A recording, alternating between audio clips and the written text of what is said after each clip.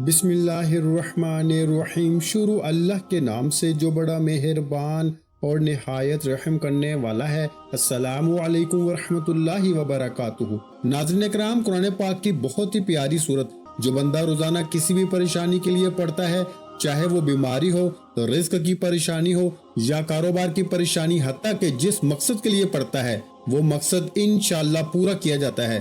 دنیا اور آخرت کی سختیوں سے اس سے نجات ملتی ہے۔ یہ صورت آپ کو اللہ تعالیٰ کے بے حد قریب کر دیتی ہے۔ جس طرح کے آج کل مشکل حالات ہیں، ہر بندہ پریشان ہے، تو جو بندہ ان پریشانیوں سے بچ کر اپنی زندگی میں کامیاب ہونا چاہتا ہے تو اس صورت کو روزانہ ایک مرتبہ لازمی پڑھے۔ اگر کوئی صبح پڑھے گا تو فرشتے دن بھر اس کی حفاظت کریں گے، اور اگر کوئی رات کو پڑھے گا تو فرشتے ساری رات اس کی حفاظت کریں گے۔ یہ خاندان کے اندرونی عمل کو برقرار رکھنے اور کسی بھی قسم کی تنازعات کو دور رکھنے میں مدد فراہم کرتی ہے۔ یہ قرآن پاک کی وہ صورت ہے کہ جس کی تلاوت اللہ تعالیٰ جنت میں خود فرمائیں گے۔ جو شخص اس کی تلاوت کرتا ہے تو اللہ تعالیٰ اس سے بہت خوش ہوں گے اور اس سے وہ سب کچھ نوازیں گے جس کی وہ خواہش رکھتا ہے۔ یہ بہت آسان سا عمل ہے، معجزات کو دیکھنے والا عمل ہے۔ یہی خاص عمل ہے جو دولت کو فوری طور پر غیبی طریقے سے آپ کے پاس لانے والا عمل ہے۔ ایسا عمل ہے میرے بھائیوں کہ ایک دن لوگوں نے یہ وظیفہ پڑھا اور پڑھتے ہی رزق کی دولت سے مالا مال ہو گئے۔ گھر میں کاروبار میں دولت کی ریل پیل ہو گئی، دولت کی برسات صبح سے ان کی زندگی میں شروع ہو گئی۔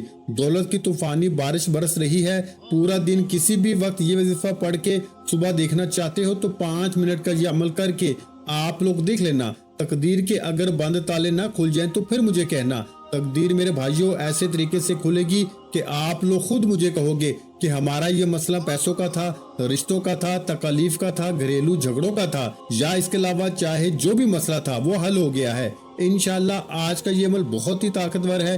بے شک خود آزما کے دیکھ لو، آپ خود یہ عمل ایک مرتبہ کر کے دیکھ لو، اپنی آنکھوں سے دیکھنا معجزات کو آتے ہوئے، اپنی آنکھوں سے دیکھنا ڈھیروں رزق دولت کو آتے ہوئے۔ جس کسی بہن بھائی کو یہ وظیفہ جس کسی کو بھی بتایا، اس کی زندگی میں پیسہ تو بے حساب آیا، لیکن پھر اس پیسوں میں اتنی خیر و برکت، فضیلت اور وسعت پیدا ہوئی کہ وہ پیسہ واپس گیا ہی نہیں۔ وہ پیسہ ایسے آیا کہ پھر کبھی نہیں گیا۔ ایسے تو آپ لوگوں نے کوئی نہ کوئی عمل یا کوئی وظیفہ لازمی کیا ہوگا۔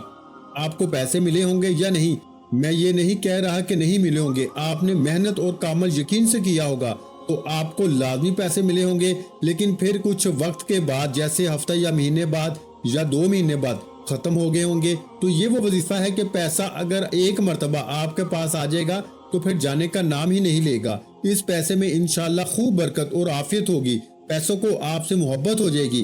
یہ سمجھ لیں پیسہ آپ پر عاشق و مہربان ہو جائے گا۔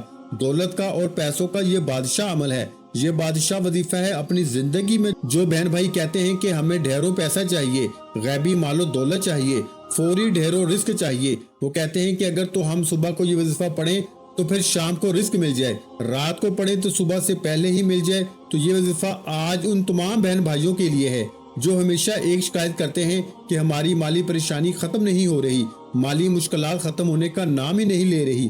شوہر ہے وہ دیہڑی لگاتا ہے، دیہڑی بھی کبھی لگتی ہے تو کبھی نہیں لگتی۔ اگر جس دن لگ جائے تو 4 پیسے لے آتا ہے۔ وہ اتنے ہوتے ہیں کہ ایک وقت کا کھاتے ہیں تو دوسرے وقت بھوکے سو جاتے ہیں۔ تنگ دستی ہے، فاقے ہیں، غربت ہے، لاچاری ہے۔ جو ویڈیوز دیکھتے ہیں اتنی پریشانیوں میں ہیں، آپ سب لوگ میرے ساتھ سچے دل سے آمین ضرور کہیے گا۔ آپ لوگوں کے لیے دعا مانگ رہا ہوں، آپ لوگوں کی تنگ دستیوں اور مشکلات کے لیے، کیونکہ یہ آمین کئی لوگ ایک ساتھ جب آمین کہتے ہیں نا میرے بھائیوں، تو کسی ایک کے سچے دل سے نکلی ہوئی آمین میں بھی آپ کا کام ہو جاتا ہے۔ تو سب مل کر آمین ضرور کہیے گا۔ میں ایک چھوٹی سی دعا کروں گا تمام لوگوں کے لیے، خاص طور پر جو ویڈیو دیکھ رہے ہیں۔ اے اللہ، اے میرے پیارے اللہ پاک، جو بہن بھائی تنگ دست ہیں اور غریبی مفلسی میں جی رہے ہیں، ان کے پاس پیسے کی کمی ہے، رزق کی کمی ہے، مال و دولت کی کمی ہے، اولاد کی کمی ہے، یا اولاد تو ہے لیکن وہ فرما بردار نہیں، میرے مولا غیب سے ان کو ڈھیروں رزق عطا کر دے، ان کو دولت عطا کر دے، ان کے پاس اتنا پیسہ آ جائے کہ جو میرے بہن بھائی اس وقت یہ ویڈیو دیکھ رہے ہیں، دولت اتنی آ جائے کہ وہ خود محلے بھر میں غریبوں اور مستحق لوگوں میں بانٹ کے تھک جائیں، اور پھر بھی سمجھ نہ آئے کہ مزید مستحق افراد کہاں سے دیکھیں، لیکن دولت پھر بھی ختم نہ ہو۔ اے میرے اللہ پاک، جو میرے بہن بھائی پریشان حال ہیں، اے میرے مولا پاک تو ان کی بھی مدد کر دے، تمام دنیا کے مسلمانوں کی مدد کر دے، آمین۔ اے اللہ پاک، ہم نے جو کچھ بھی مانگا ہے وہ سب کچھ ہمیں اپنے فضل و کرم سے عطا کر دے، اور جو نہیں بھی مانگ سکے وہ بھی ہمیں عطا کر دے، آمین۔ میرے بھائیو آمین لازمی کہیے گا۔ جو آپ کو ابھی بتانے لگا ہوں ناظرین کرام، یہ وظیفہ آپ نے اللہ تعالیٰ پر پورا یقین اور اپنے اللہ سے امید رکھتے ہوئے کرنا ہے۔ کسی بھی صورت آپ کو مایوس نہیں ہونا، کیونکہ اچھے اور برے حالات ہمیشہ کے لیے نہیں ہوتے، اس لیے آپ نے نا امیدی کا شکار نہیں ہونا، کیونکہ زندگی بھی عجیب ہے۔ کبھی کبھی یہ اتنی خوبصورت لگتی ہے کہ جی چاہتا ہے کہ ہمارا ناطہ ہمیشہ کے لیے زندگی سے جڑا رہے، کبھی بھی یہ ناطہ نہ ٹوٹے، اور کبھی جب زندگی ہماری امیدیں اور توقعات پوری کرنے میں ناکام رہتی ہے تو دل کرتا ہے کہ یہ زندگی جلد ختم ہو جائے، مگر یہ حقیقت ہے کہ دکھ اور درد میں وقت طویل سے طویل تر ہو جاتا ہے۔ اسی طویل سفر سے انسان ہار کر مایوسی کا شکار ہو جاتا ہے۔ انسان خود بھی سمجھ نہیں پاتا کہ آخر اس ساری صورتحال سے کیسے نپٹا جائے۔ انسان کی فطرت ایسی ہے کہ اسے زندگی میں سب کچھ اپنے مطابق چاہیے، سب اس کی مرضی اور منشا کے مطابق نہیں ہوتا تو وہ نا امید اور مایوس ہو جاتا ہے۔ ساتھ ہی اسے احساس ستاتا ہے کہ اب اسے مزید نہیں جینا۔ انسان بنیادی طور پر جلد باز واقع ہوا ہے، اسے اگر کچھ حاصل کرنا ہو تو وہ اس کے لیے تگ و دو کرتا ہے، دعائیں مانگتا ہے، محنت کرتا ہے، مگر جب اس کی منشا کے مطابق اس کو پھل نہیں ملتا تو وہ تھک جاتا ہے، اور اسی تھکر میں وہ مایوسی کے اندھیرے میں اپنا وجود، اپنی امید اور اپنا یقین کھو بیٹھتا ہے۔ اسے زندگی بے رنگ لگنا شروع ہو جاتی ہے۔ دوسرے الفاظ میں کہوں تو اس کی زندگی میں دلچسپی ختم ہو جاتی ہے۔ مگر یاد رکھیے گا کہ کچھ بھی ہمیشہ کے لیے نہیں ہوتا۔ وقت کی ایک خوبصورتی ہے کہ یہ کبھی بھی ایک جیسا نہیں رہتا۔ مشکل ہو تو آسانی بھی مل ہی جاتی ہے۔ حالات چاہے جتنے بھی کٹھن ہو، مشکلات کے بادل جتنے بھی کالے کیوں نہ ہو، آسانی کی صبح کا سورج ضرور طلوع ہوتا ہے۔ نہ دکھ سدا رہتا ہے اور نہ سکھ۔ ایسے ہی ناکامی اور کامیابی بھی ہمیشہ کے لیے نہیں ہے۔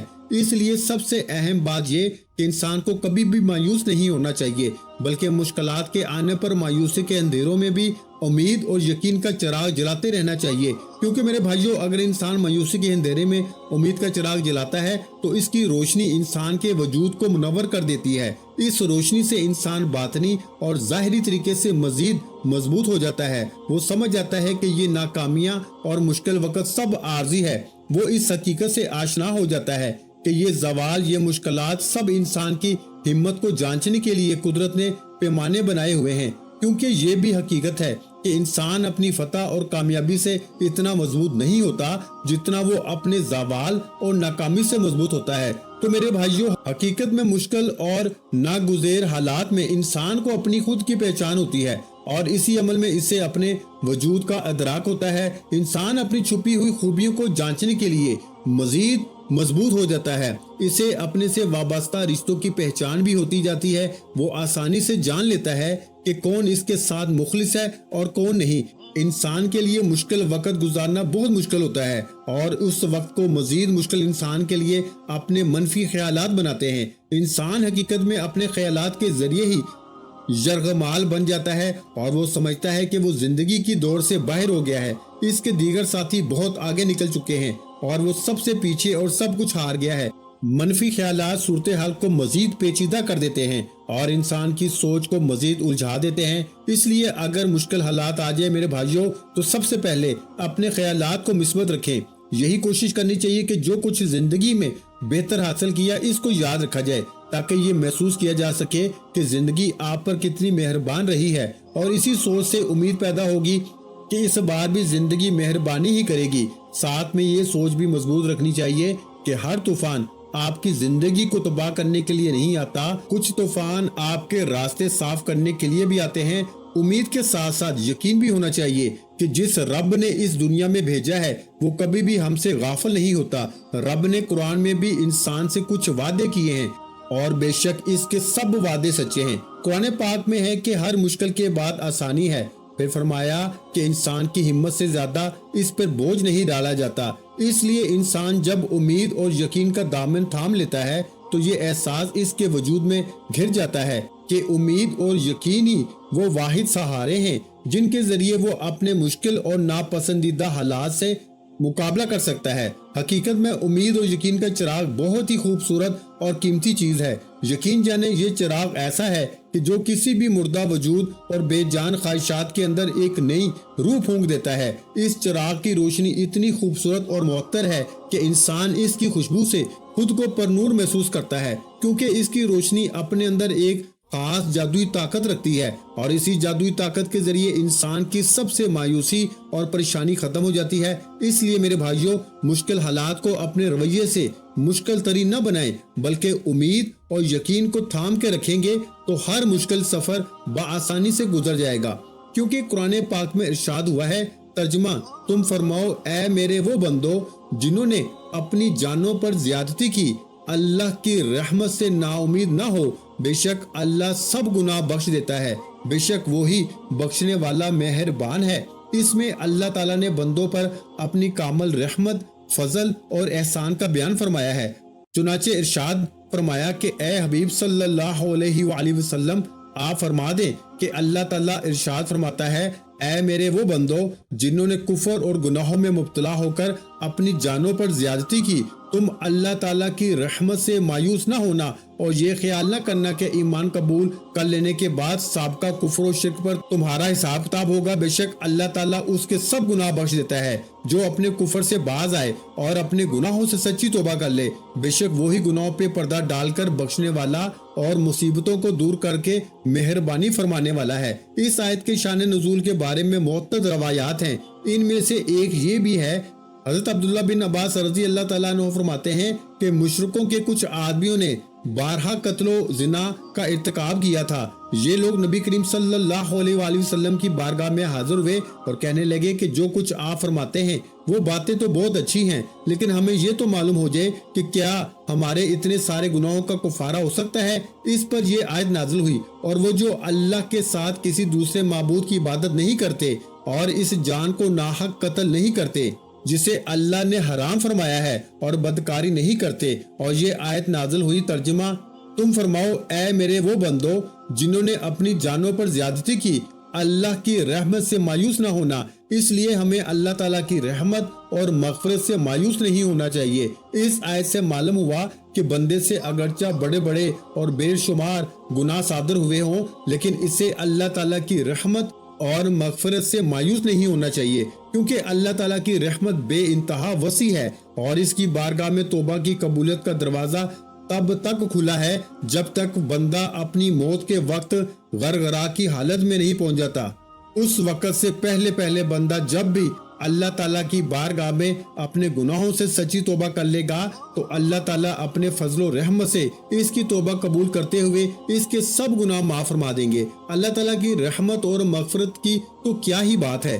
چنانچہ حضرت انس بن مالک رضی اللہ تعالیٰ عنہ سے روایت ہے کہ نبی اکرم صلی اللہ علیہ وآلہ وسلم نے فرمایا کہ اللہ تعالیٰ ارشاد فرماتا ہے کہ اے انسان، جب تک تو مجھ سے دعا کرتا رہے گا اور امید رکھتا رہے گا، میں تیرے گناہ بخشتا رہوں گا، چاہے تجھ میں کتنے ہی گناہ ہو، مجھے کوئی پرواہ نہیں۔ اے انسان، اگر تیرے گناہ آسمان تک پہنچ جائے پھر تو بخشش مانگے تو میں بخش دوں گا، مجھے کوئی پرواہ نہیں۔ اے انسان، اگر تو زمین بھر کے گناہ بھی میرے پاس لے کر آئے لیکن تو نے شرک نہ کیا ہو تو میں تمہیں اس کے برابر بخش دوں گا۔ اس آیت کا مفہوم مزید وضاحت سے سمجھنے کے لیے امام غزالی رحمت اللہ علیہ کا یہ کلام ملاحظہ فرمائیں، جو شخص سر تا پاؤں گناہوں میں ڈوبا ہوا ہو، جب اس کے دل میں توبہ کا خیال پیدا ہو تو شیطان اس سے کہتا ہے کہ تمہاری توبہ کیسے قبول ہو سکتی ہے، وہ یہ کہہ کر اسے اللہ تعالیٰ کی رحمت سے مایوس کر دیتا ہے۔ تو اس صورت میں ضروری ہے کہ مایوسی کو دور کر کے امید رکھیں اور اس بات کو یاد کریں کہ اللہ تعالیٰ تمام گناہوں کو بخشنے والا ہے، اور بے شک اللہ تعالیٰ کریم ہے جو بندوں کی توبہ قبول کرتا ہے۔ نیز توبہ ایسی عبادت ہے جو گناہوں کو مٹا دیتی ہے۔ انشاءاللہ وہ آپ کے حالات ضرور بدلے گا اور آپ کی تمام مصیبتیں اور پریشانیاں دور کر دے گا، کیونکہ اللہ تعالیٰ کی رحمت بے مثال ہے۔ حضرت عبداللہ بن عباس سے روایت ہے کہ رسول اللہ صلی اللہ علیہ وآلہ وسلم نے فرمایا، اللہ تعالیٰ نے اپنے فرشتوں کو نیکیاں اور برائیاں لکھنے کا حکم دیا، اس طرح کہ جو شخص نیکی کا ارادہ کرے اور اس پر عمل نہ کر سکے تو اللہ تعالیٰ اسے ایک پوری نیکی شمار کر لیتا ہے، اور جو شخص نیکی کا ارادہ کر کے اس پہ عمل کرے اس کے حساب میں ایک نیکی کے بدلے 10 نیکیاں بلکہ 700 نیکیاں اور اس سے بھی زیادہ لکھی جاتی ہیں۔ اور جو شخص برائی کا ارادہ کرے اور برائی کو عمل میں نہ لا سکے اللہ کے خوف سے یا کسی اور وجہ سے، تو خداوند تعالیٰ اپنے ہاں اس کے حساب میں ایک پوری نیکی لکھ دیتا ہے، اور جو شخص برائی کا ارادہ کر کے اسے عمل میں بھی لائے تو صرف ایک برائی اس کے نامہ اعمال میں لکھی جاتی ہے۔ اللہ تعالیٰ جس طرح اپنی ذات میں بے مثل اور بے مثال ہے، اسی طرح اس کی ہر صفت ازلی و ابدی اور لامحدود ہے، تاہم اس کی صفت رحمت سب سے بڑھ کر ہے۔ قرآن مجید میں ارشاد ہے، میری رحمت وسیع ہے ہر شے پر۔ عاملین عرش مومنین کے حق میں اللہ کے حضور بخشش کی دعا کرتے وقت کہتے ہیں کہ اے پروردگار، تیری رحمت ہر چیز پہ پھیلی ہوئی ہے، بس تو بخش دے ان لوگوں کو جو توبہ کرے۔ اللہ تعالیٰ اپنے بندوں پر مہربان ہے، وہ اپنے بندوں کی خطائیں معاف کرنا چاہتا ہے اور نیک کاموں پر زیادہ سے زیادہ ثواب دیتا ہے۔ ارشاد باری تعالیٰ ہے کہ جو کوئی ایک نیکی لاتا ہے اس کے لیے 10 گنا اجر ہے، اور جو کوئی ایک برائی لاتا ہے تو اسے بس اس کی جزا ملے گی اور لوگوں پر ظلم نہیں کیا جائے گا۔ اللہ تعالیٰ اپنے بندوں پر بے حد مہربان ہے، بس اس کی رحمت کا دروازہ کھٹکھٹانے کی ضرورت ہے۔ ایک حدیث میں ہے کہ اللہ تعالیٰ کے پاس 100 رحمتیں ہیں، ان میں سے ایک رحمت اس نے جن، انسان، چوپالوں اور زہریلے جانوروں میں بھیجی ہے۔ اس رحمت کے سبب سے وہ آپس میں پیار، محبت اور مہربانی کرتے ہیں، جبکہ 99 رحمتوں کو اللہ تعالیٰ نے قیامت کے لیے اٹھا رکھا ہے کہ وہ ان سے اس دن اپنے بندوں پہ رحم کرے گا۔ ایک روایت میں ہے کہ ایک شخص جس نے کبھی کوئی نیک کام نہیں کیا تھا، موت کے وقت اپنے گھر والوں سے کہا کہ جب میں مر جاؤں تو مجھے جلا دینا، پھر آدھی راکھ جنگل میں اڑا دینا اور آدھی دریا میں بہا دینا۔ خدا کی قسم، اگر اللہ نے مجھ پہ قابو پا لیا تو وہ مجھے ایسا عذاب دے گا جیسا دنیا میں پہلے کسی کو نہ دیا گیا ہو۔ جب وہ بندہ مر گیا تو اس کے بیٹوں نے اس کی وصیت کے مطابق عمل کیا۔ اللہ تعالیٰ نے دریا کو حکم دیا اور اس کے اندر کی راکھ جمع کی، پھر جنگل کو حکم دیا اور اس کے اندر کی راکھ جمع کی۔ پھر اللہ تعالیٰ نے اس سے پوچھا، تو نے ایسا کیوں کیا؟ اس نے عرض کیا، پروردگار، تیرے خوف سے، اور تو یہ بات خوب جانتا ہے۔ اس پر اللہ نے اسے بخش دیا، اگرچہ اس شخص کی وصیت غلط تھی، مگر اللہ تعالیٰ نے اس کے خوف کی وجہ سے اسے بخش دیا جو اسے قیامت کے دن اللہ کے سامنے کھڑا ہونے سے تھا۔ بس اللہ تعالیٰ سے خوف کھانا اللہ کی رحمت کو متوجہ کرتا ہے۔ تو ناظرین کرام، آپ نے بھی اپنے رب پر توکل کرتے ہوئے یہ عمل کرنا ہے۔ آج ایک ایسا عمل کرنا ہے، ایسا وظیفہ کرنا ہے جس سے گھر کے اندر رزق کی فراوانی ہوگی، اتنا رزق ملے گا، نصیب بدل جائے گا۔ اور یہ آزمودہ وظیفہ آج بتا رہا ہوں۔ ناظرین کرام، اگر اللہ کے نام پہ صدقہ کر دیا جائے اچھی اور پیاری چیز کا، تو کیا یہ ممکن ہے کہ پھر اللہ کی مدد نہ آئے؟ ممکن ہی نہیں۔ اصل صدقہ وہی ہوتا ہے جو اچھی چیز کا ہو، اصل صدقہ وہی ہوتا ہے۔ اللہ تو آپ کے دلوں کو جانتا ہے، بس دل کے اندر کیا ہے۔ اگر دل کے اندر اچھائی ہوگی، خلوص ہوگا، محبت ہوگی، اخلاص ہوگا تو فیصلے تو پھر اس پر ہوں گے، اور وہ چیز جس پر آپ کی محنت ہو آپ بھی یقین کرتے ہوں گے۔ صدقے میں میٹھی چیز سے مراد یہ ہوتا ہے کہ آپ چینی بھی دے سکتے ہیں، اس کے علاوہ اور بھی کافی چیزیں ہوتی ہیں، دکانوں سے مل جاتی ہیں، تو آپ ان میں سے کوئی بھی لے سکتے ہیں۔ لیکن اس میں یہ ہوگا کہ اگر سب سے اچھی چیز کو دو گے تو اس کا نتیجہ اچھا ملے گا۔ یہ صدقہ اللہ کے راستے پہ دینا ہوتا ہے۔ اگر تم اپنے بچوں کے لیے اچھی چیز کا انتخاب کرتے ہو تو کیا یہ ممکن نہیں کہ اگر آپ کسی کو کوئی چیز دینا چاہو تو وہ اچھی نہ ہو؟ دل تو مطمئن ہونا چاہیے کہ میں اچھی چیز دے رہا ہوں۔ اگر آپ کا دل مطمئن ہوگا اور آپ کو یقین ہوگا کہ میں اچھی چیز دے رہا ہوں، وہی زیادہ مؤثر ہوگی اور زیادہ اچھا نتیجہ ملے گا اور وظیفہ بہترین اثر انداز ہوگا، کیونکہ اگر جان اور مال لگے تو پھر قدر بھی ہوتی ہے، اس کی عزت بھی ہوتی ہے، اس کے دل کے اندر کچھ احساسات بھی ہوتی ہیں۔ اگر عام ہی چیز ہو، آپ کا زور بھی نہ لگے، تو یہ پھر ایسی چیز نہیں ہے کہ ایک تو اللہ کے راستے پر دینا بھی ہو، تو اللہ کے راستے پر آپ چھولے دیں، کوئی سستی چیز دیں جو گھٹیا ترین ہوتی ہے آپ کی نظر میں۔ ناظرین کرام، گھٹیا تو کوئی نہیں ہے، لیکن ویسے اگر آپ خود کھائیں تو اچھی چیز کھائیں اور دوسروں کو ایسی چیز دیں جو قابل استعمال نہ ہو۔ تو یہ فرق تو نہیں ہونا چاہیے، جو خود کھاتے ہو وہی اللہ کی راہ میں بھی دو، یہ اصل چیز ہوتی ہے۔ اللہ نے وہ چیزیں نہیں دیکھنی، آپ کا اخلاص دیکھنا ہے، آپ کا ایمان اور یقین دیکھنا ہے کہ اس کے اندر خلوص کتنا ہے، اخلاص کتنا ہے، محبت کتنی ہے، اس کے اندر میرے لیے پیار کتنا ہے۔ تو ان چیزوں کو ملحوظ خاطر رکھ کے عمل کیا کرو۔ ناظرین کرام، وقت کی نزاکت کو مد نظر رکھتے ہوئے اب ہم وظیفے کی طرف چلتے ہیں۔ کوئی بھی وظیفہ شروع کرنے سے پہلے درود پاک لازمی پڑھا کریں، کیونکہ درود پاک پڑھنے کی بہت سی فضیلت اور برکات ہیں۔ درود پاک پڑھتے رہنے سے انسان کی دنیا اور آخرت دونوں سنور جاتے ہیں۔ تو سب سے پہلے 11 مرتبہ درود پاک پڑھنا ہے، درود ابراہیمی جو نماز کے اندر پڑھا جاتا ہے۔ درود پاک پڑھ لیں، ایک مرتبہ میرے ساتھ بھی پڑھ لیں تاکہ ثواب ہو۔ اللہم صلی علی محمد وعلی آل محمد کما صلیت علی ابراہیم وعلی آل ابراہیم انک حمید مجید۔ اللہم بارک علی محمد وعلی آل محمد کما بارکت علی ابراہیم وعلی آل ابراہیم انک حمید مجید۔ محترم ناظرین کرام، قرآن کی وہ سورت جس کی تلاوت کرنے سے غریب امیر ہو جاتا ہے، بیمار صحت مند ہو جاتا ہے، حاجت مندوں کی حاجت پوری ہو جاتی ہے، تو وہ سورت ہے سورہ رحمان۔ 27ویں پارے کی بہت ہی پیاری سورت ہے۔ الرحمن اللہ کے خوبصورت ناموں میں سے ایک نام ہے جس کا مطلب ہے رحم کرنے والا۔ جو بندہ روزانہ صبح یا شام یہ سورت پڑھے گا، انشاءاللہ پورا سال اللہ پاک اس پہ رحم فرمائیں گے۔ جس پہ اللہ پاک رحم فرما دے اس پہ پوری دنیا رحم کرتی ہے، پوری دنیا اس سے پیار کرتی ہے۔ جو مانگو گے میرا مالک وہ عطا کرے گا۔ تو آپ سب بھی سورہ رحمان صبح شام تلاوت لازمی کیا کریں۔ جو پڑھ نہیں سکتا وہ صرف سن لیا کریں، انشاءاللہ سن کر بھی بہت سکون ملتا ہے۔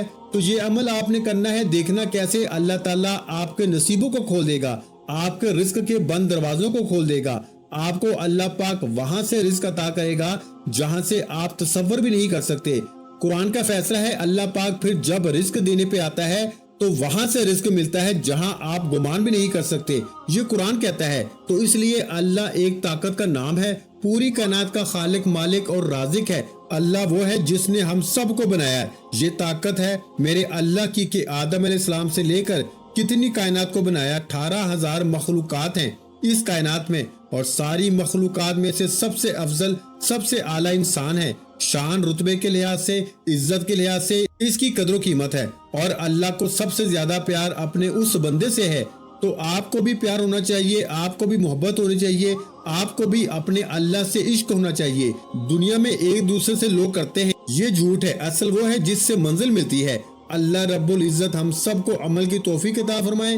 دعا ہے کہ رب کریم میرا سنانا، آپ کا سننا اپنی پاک بارگاہ الہی میں قبول و منظور فرمائے۔ جو مانگا مقدر فرمائے، جو نہیں مانگ سکے بن مانگے عطا فرمائے۔